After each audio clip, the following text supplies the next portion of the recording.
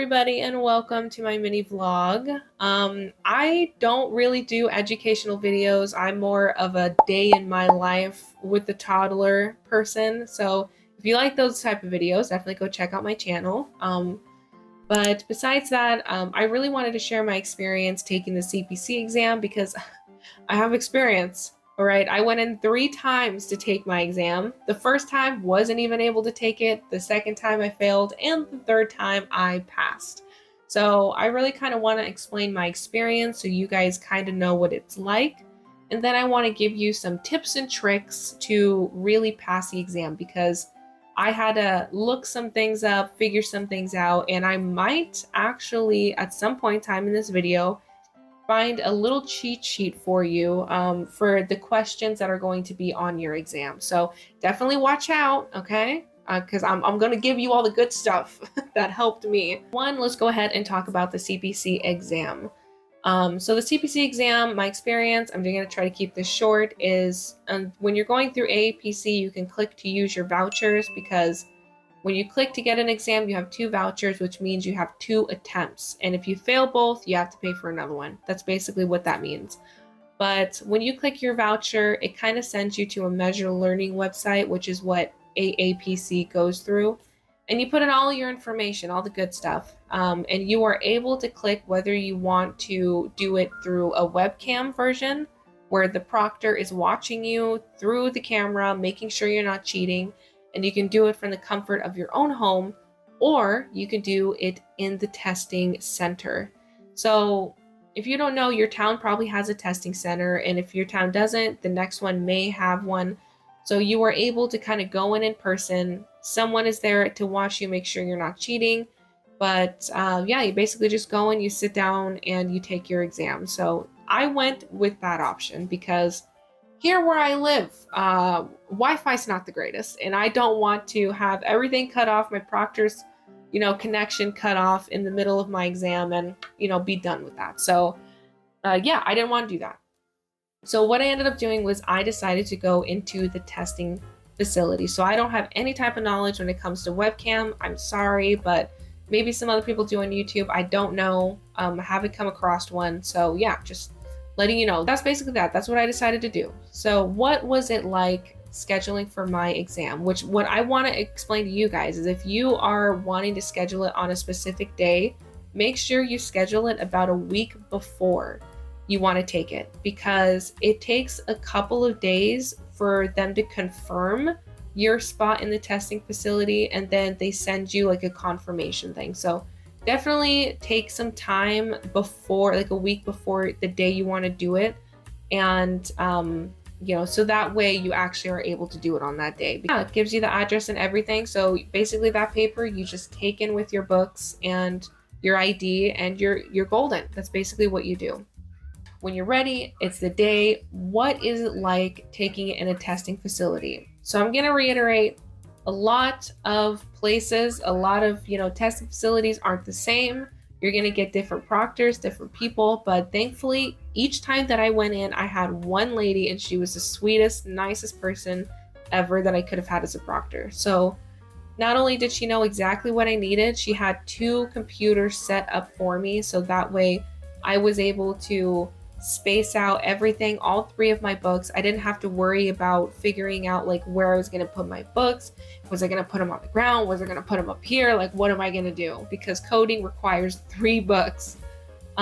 She had it all figured out. She definitely did her research, but the funny part, which I want to explain, is that I scheduled it the first time I went in on a Saturday, and there was about 20 people in there with me taking exams. So just letting you know, when you go in to take your exam in a testing facility, there are most likely going to be other people in there with you. So what I want to explain is if you don't want a lot of people in there, my best, advice is to schedule your exam on a weekday. So when I went in there, there was a room. She had the door open, making sure nobody was cheating, kind of came in and out every so often. But when I went in there was about 20 people, but I was in my own little corner, sat down, answered 4 questions. Next thing you know, the Wi-Fi went out. Everybody was looking at each other, wondering what the heck was going on. And turns out the whole Wi-Fi that they were using, Spectrum, I think it was, ended up having an outage. And it wasn't just in the building. Oh, no, no, no. It was in the whole area. Okay. All the businesses around us, they didn't have any Wi-Fi. Internet connection was gone. So what do you do then? Okay, because this is what I was worried about taking the at-home version, but you know what? It followed me, that anxious, that nervousness, and it happened at the testing facility. Visually took the exam. I answered questions.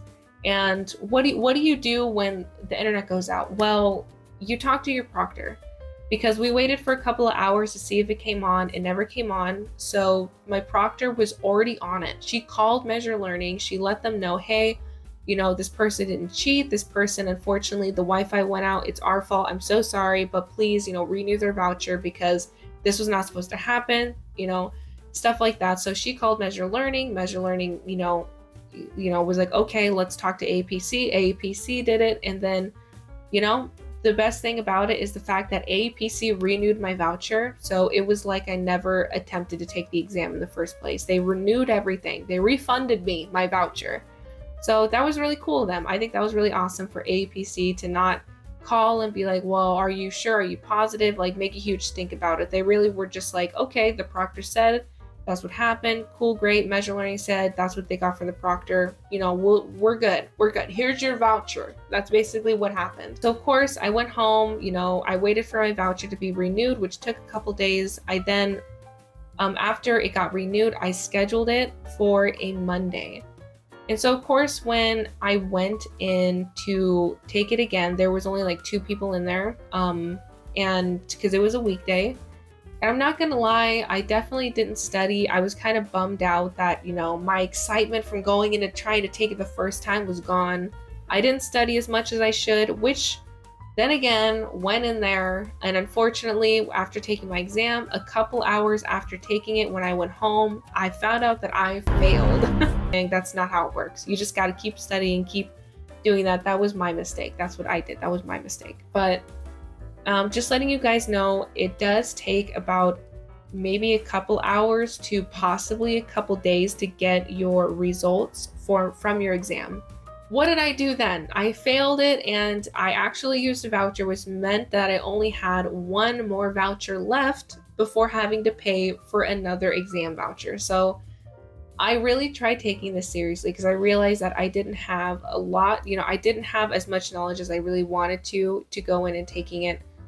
So what I ended up doing, because when you fail your exam, it gives you what you excelled at, which part of the exam you did. For instance, the CPT series, like this one, or the 60,000 series and stuff like that. Or it could tell you, like, you know, the EM. It really shows you the percentage of how well you did in that little portion of the exam. So if you do fail, you can definitely click in on that and it'll show you what you need to work on.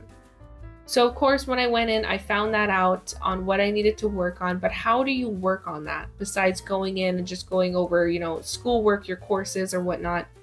I actually found a YouTuber named, I think his name is like Dr. Huang. I can't remember, but this is him. And granted, his content is like years old, but he really explains things in a way that really helps you like prioritize, you know, strategic timing to where you can really zoom through your exam, and also explains things in such a really nice way. So if you guys are studying for the CPC exam, definitely go check out Dr. Huang. You can look up his videos in a playlist and it'll show you different, like, he'll do it on burns, he'll do it on suturing. Like, he has a lot of information, and he really helped me get through get through my exam at a decent rate. There's also Contempto coding, there's coding with Blue. So definitely go through and check them out. I will link, I'm thinking I can do this, I don't know, but I will definitely link their names and stuff below so you guys can go check them out, because Dr. Huang really helped me, and Contempto coding also helped me a little bit when it came to like doing cases, because she also explained it very well. Yeah, so I actually popped up the 2025 one. So here are the 2025 questions that are going to be on the exam. I found one for when I took it, so this is the one that will be in on the 2025. So take a screenshot, do what you need to do. But yeah, that's basically the questions that are going to be on there for your exam if you're taking it this year. So there's that. And I also looked up Dr. Huang. I binge watched his videos to really update, because when you're taking courses, you're kind of going from one thing to the next and then the next and the next and the first thing you learned, gone. You can't even quite remember what you learned in that. Kind of going over my courses, lectures that they have, their little video lectures I rewatched. And those three things are the things that really upped my game and helped me pass the third time I went in to take my exam. So those are your answers. These are the people I watched, and I went back and looked through my lecture stuff through my courses. That really helped. Now, there also is Quizlet. Now, I use Quizlet a lot when I went through. I went through medical terminology. That's how I kept up with my terminology while I was learning coding, was through Quizlet. With Quizlet, with the lectures, with the YouTubers, and, knowing what questions were going to be on my exam, I think really helped, because I really put my nose to the grindstone and really, try to make it so I can pass, because I didn't want to pay for another voucher. I went in once again to take my exam. I did it on a Saturday, and I think there was only one person that day, which was surprising. But I sat down, took a deep breath, and I felt a little more confident. I felt a little more adrenaline pumping through my veins, because I knew all this information. I sat there for 4 days figuring it out. And went in there, I answered all the questions that I could, did everything that I did, finished, I think about 15 minutes before the 4-hour mark, went home, tried to relax, and I think it took about 6 to 7 hours, and I got my results and I passed. So yeah, that's basically my experience with that. That's kind of what you can expect a little bit. Definitely go down into the description. I'm going to try to post, if not their links, because I don't know if I figured out how to do that yet. I'm going to definitely post their names that you can look up and see if that will help you as well. But the best thing I can say is don't worry, just refresh your brain. Make sure that you got everything finished before going to the CPC exam. That is my experience taking the CPC exam.